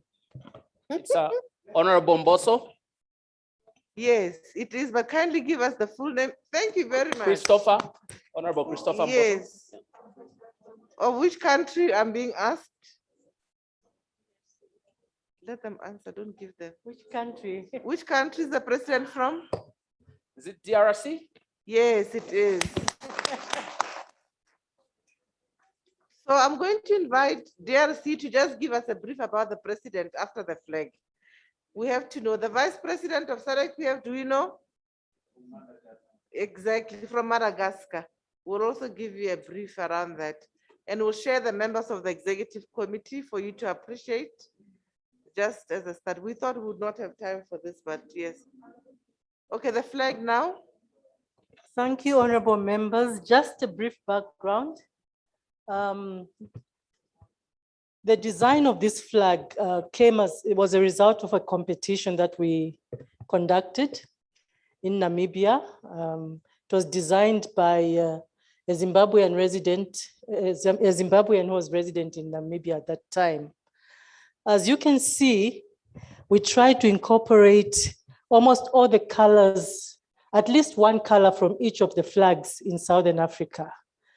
I'm sure you can all relate. Each one of your countries has at least one of these colors on their flag. So the black, as you all know, in most of your flags, stands for the people of Southern Africa. Of course, we recognize the fact that not everyone is black, but that was the main, well, that's what it symbolizes, the color of the people of Southern Africa. The blue is for the rivers, the water resources that we have, rivers, seas, etc. And you know, Southern Africa is very rich in natural resources. So the blue, and also, it also symbolizes the sky. Most times the sky in Southern Africa is blue because we have a lot of sunshine. And then the red, of course, like most of these countries, or the countries in Southern Africa, symbolizes the struggle for independence, the blood that was lost during that period. Then we have the green, which is for the natural resources that we so richly have. And of course, the yellow, some countries have it in gold or orange. That is the mineral resources that we have in Southern Africa. And then, of course, this is the map of Southern Africa. And then we have the mace, which symbolizes parliament. So we have the parliament holding Southern Africa, holding it up. And of course, the white, that is circling the map of Africa that stands for peace. Thank you.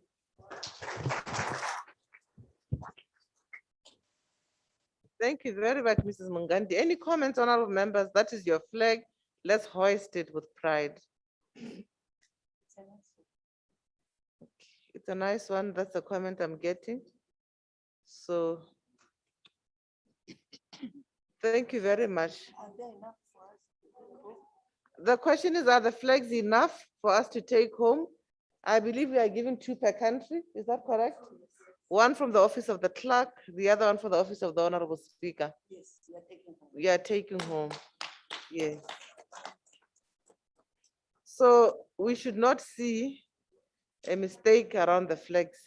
When we have Malawi, we should have SADC on the side. So thank you very much.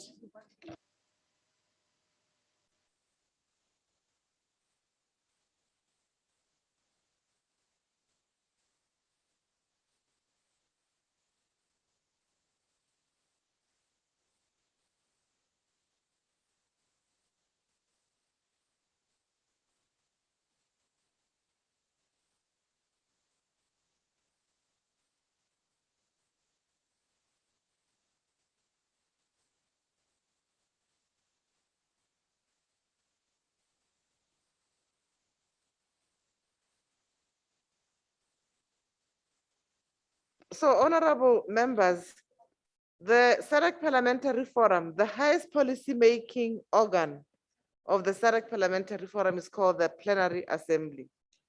This is where everybody sits like a parliament and deliberates on issues for policy and for resolution.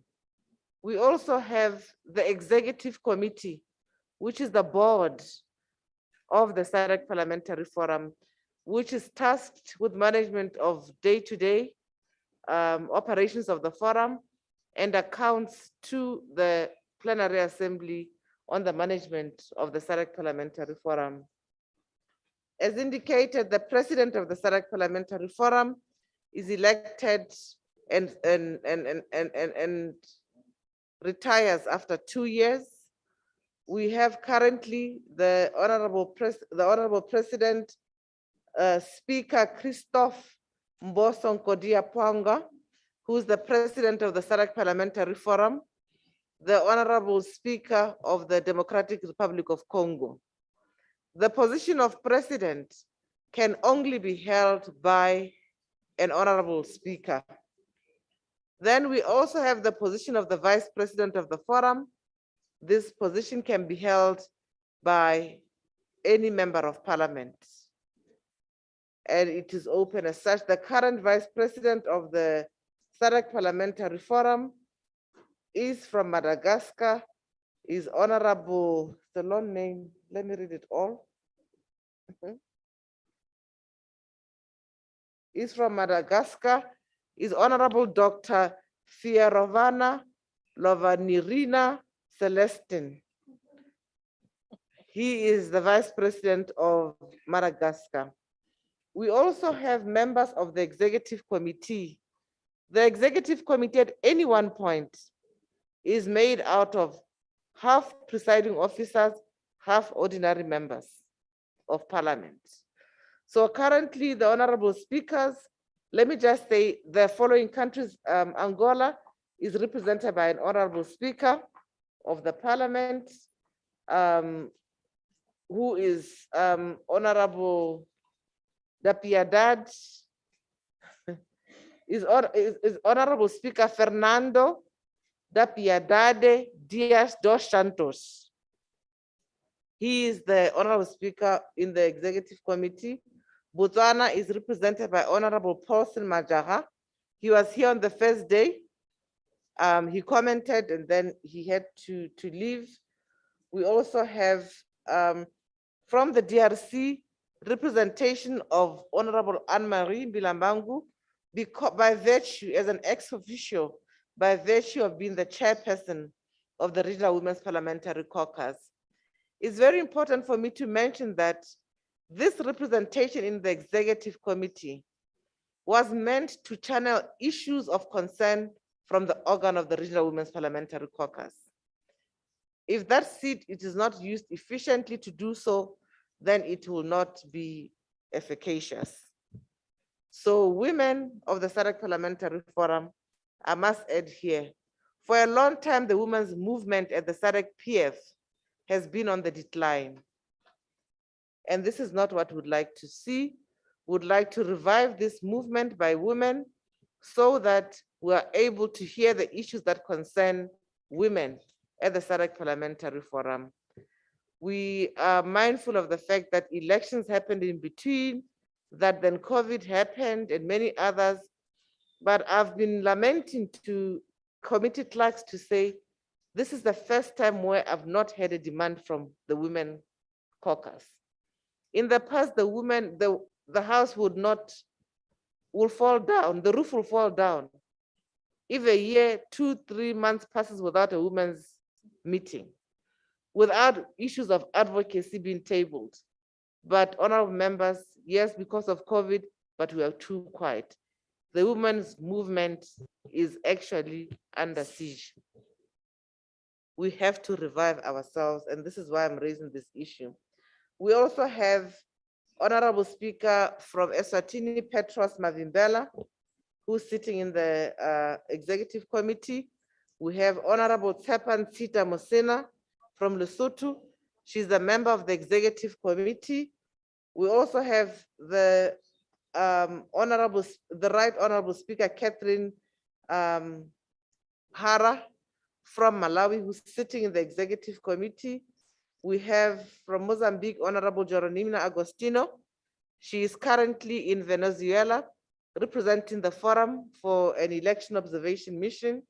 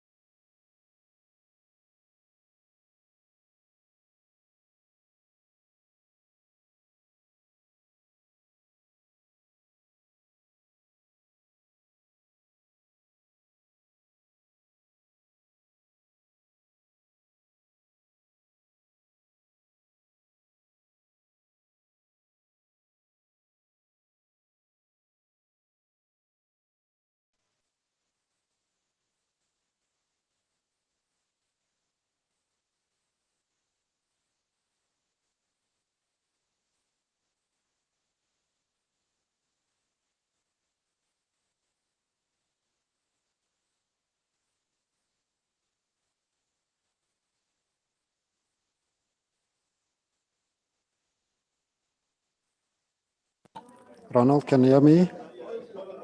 Shoot. Yes, we can hear you. Ronald? We can hear you.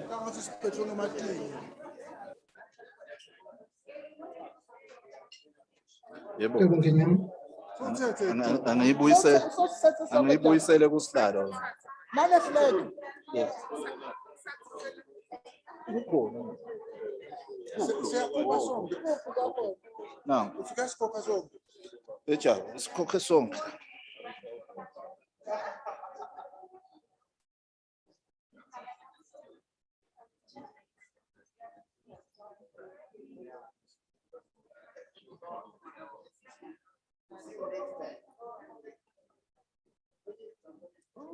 Uyamethemba Jabu ukuthi uyashutha emthombe. Umntwana ngosikhokhe camera. Khokhe camera. Imaski. Kancane nje. Our interpreters, we have adjourned the meeting. Thank you very much for all your support. You may log out now. Thank you. Yes, those